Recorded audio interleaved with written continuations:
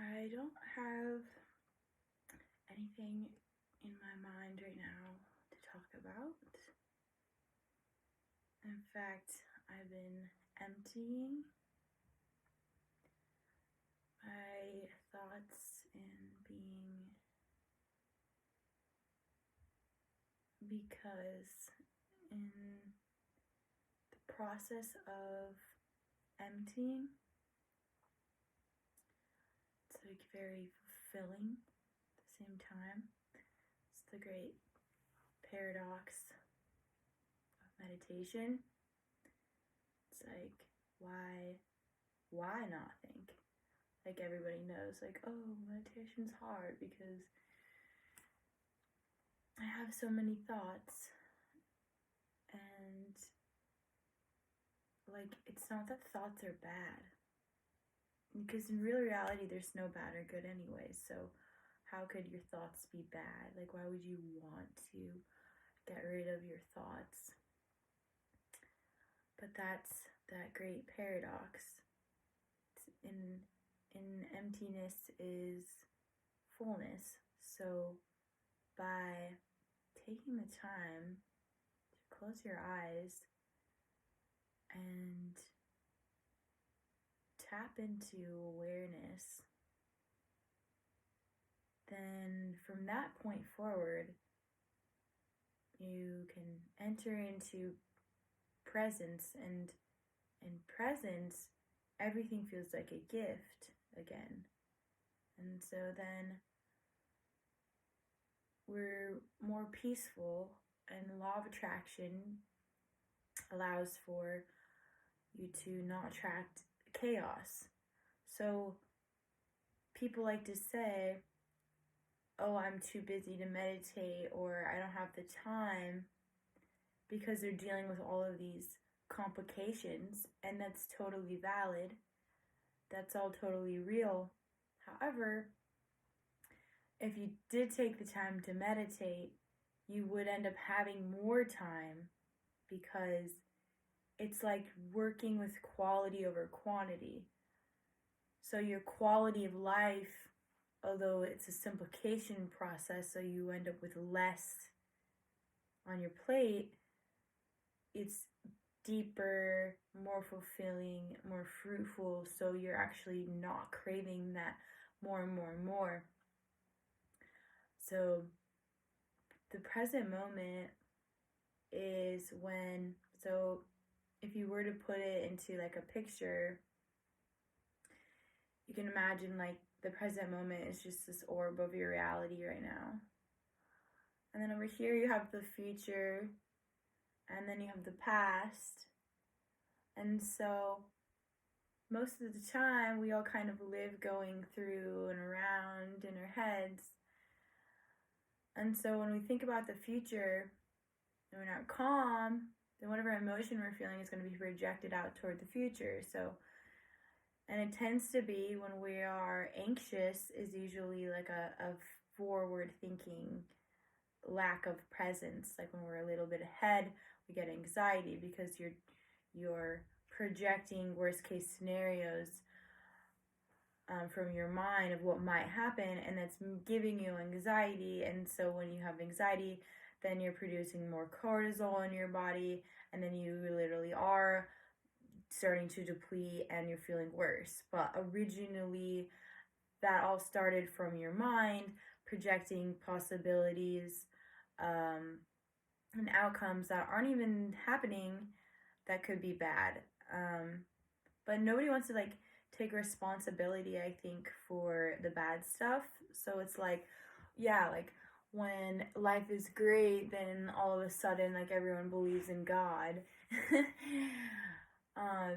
But when things are shitty and you start to realize that like you're creating your reality a little bit with this whole free will idea, touch on free will and divine will and what that means, surrendering. And so anyways, in the stillness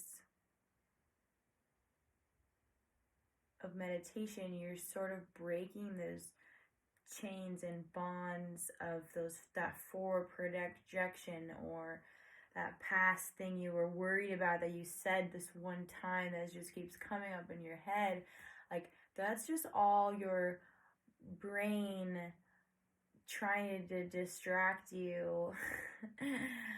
And that's really all darkness is, like this whole idea, I think, of the devil. If you put that idea in the light, you realize that like the devil is just you. It's like that's that ego brain, that problem solver, which has absolutely a purpose. But all of ours are on overdrive in today's modern world. So you have what was once every once in a while communicating to the human from the brain, danger. We need to think about all the possibilities that might not be so grand. There's a tiger chasing us. So I need to produce all this cortisol and stress hormone, and I need to make this human being out of their, lose their marbles and have all this fear and anxiety. Like stress is, there's good stress and bad stress. Like stress is sort of an umbrella term. A stress is just like an exertion. So sometimes you need that, right? So the other half of the present moment is going into the past, and that is a huge cage to not wipe yourself clean. And so that's also what meditation can do for you. It's breaking those chains of all those thoughts you had that were freaking you out, and then you're running them and you're adding to them and don't even realize you're doing it, and you're just driving to work and you're just running these scenarios. And then the mixed in was also that one weird thing you said that one time, and that's playing in your head, and then you're drinking your coffee and you're not present at all. You know, maybe that's just my morning, but like nonetheless, we're out of the present moment. So if we can take the time to sort of drop into this little circle here of mindful emptying, then that's what I think is like sort of what many different even religious structures and philosophies have all sort of come to the same essence, that for the most optimum way to function as a person on this planet is to have some sort of ritualistic, that's, I can feel the collective like being triggered by that word, like rituals, freaky. But no, like having a disciplined connection, you know. So like that word discipline has been sort of projected into the future with all of our fears into coming into like a fear of like you have to be so structured and rigorous, or this Godhead is going to zap you and knows all your thoughts even when you're in, you might be thinking something naughty or sinful. And that's different than having a disciplined relationship with the source of everything. Is different than doing it out of fear, right? So you can come and pray and wear your fancy garments and you know, be a part of name your structure, but is it real? Because you can be, and this is when you feel the most holy, but stripped down on your hands and knees, praying, stripped naked, like of metaphorically speaking, even like that's when you feel God the most.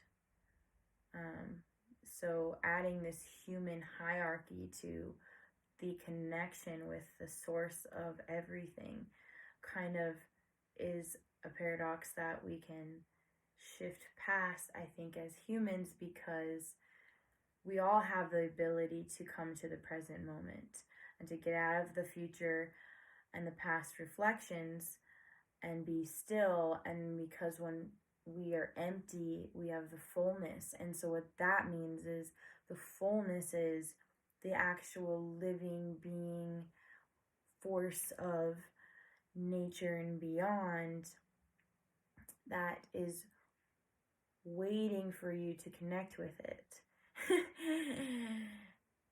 And this cosmic force grows with you, and so the more that you are able to be, we are able to be disciplined to take the time, make that wee bit of a break, a sacrifice from all of our thoughts to calm them down and just be present with whatever it is. Like, and that's the other cool thing. And this force knows you so well and me so well and everything around us so well that each experience, it's like the sunset.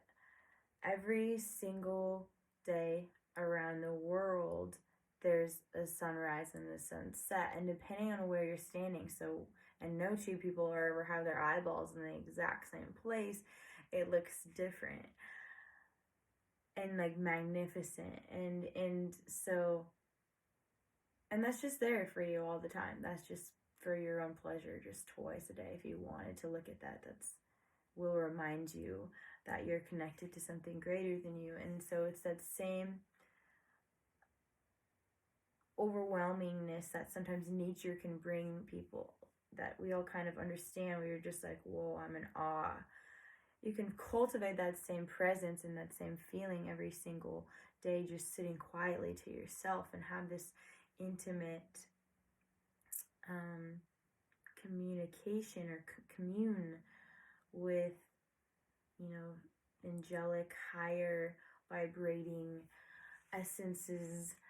And I say that instead of just saying like, oh, I have this God that I subscribe to, 1-800, is because it's hard to put God in a box. And so I think where I can maybe trigger people that I talk to about, like,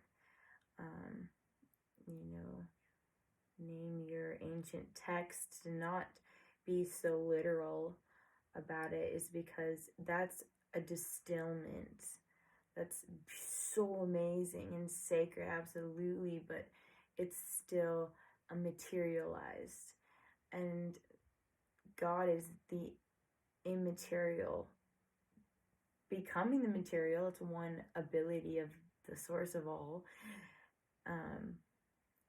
You know, but the human kind of misses out on the present moment of how beautiful it literally feels in your visceral body to be with the God that loves you and sitting there healing you maybe once or twice a day for 10 minutes while you quiet your brain waves for 2 seconds intentionally. It almost starts to just seem silly to box that thing, a no thing, the something and the nothing, and try and give it like a first and last name. So yeah, I think that I don't want to think so much. And so what I mean by free will and divine will is that we are all given free will, and that's where this idea of manifestation works. It's with our thoughts that we're actually creating our realities. And so that's also sometimes a hard one to swallow if you don't like your life. But most people that don't love their life complain a lot and invite in more of that. So yeah, what are you going to do with your free will and your thoughts and the things that you say if you know that you are creating your reality? And so once you become aware that you actually have free will, in not just the physical world of being a citizen somewhere, in a culture somewhere, in a estate somewhere, you know, it's all, even that's so man-made when you start trying to put your ego identity, that little TikTok brain that's always going off, starts to identify instead of with what's freaking it out, the human parts of you and starts identifying as being a part of the big picture, then that little voice in your head starts to work for you. And that's a really nice, beautiful place to be. And that's sort of how free will and manifestation works.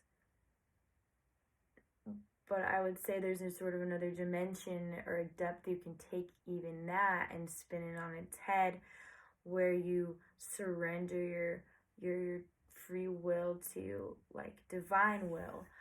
And so where that meditation practice was just a process of trying to clear and just heal and ground the person, the vessel, the skin box.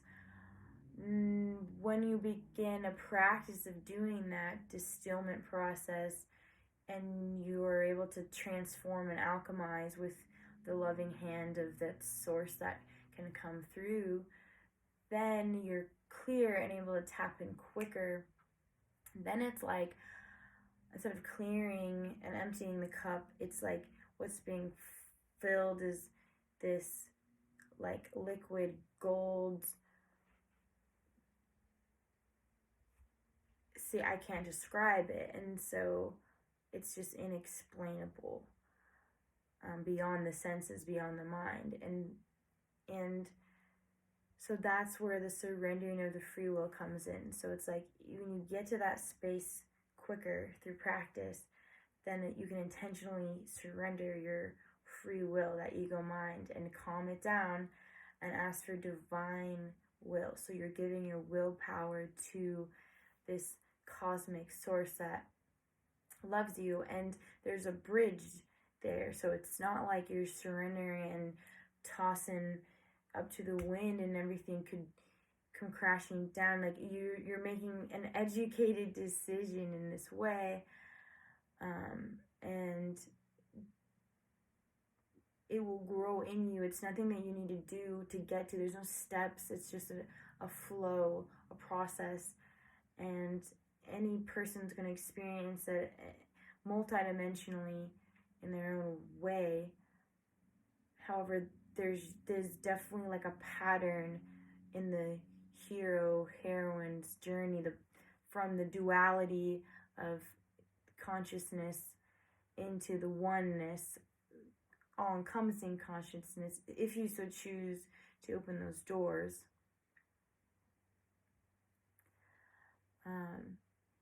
And to choose to open those doors is that process of surrendering the free will to the divine will. And why would somebody even want to surrender their free will to the divine will is again something that can't be explained, because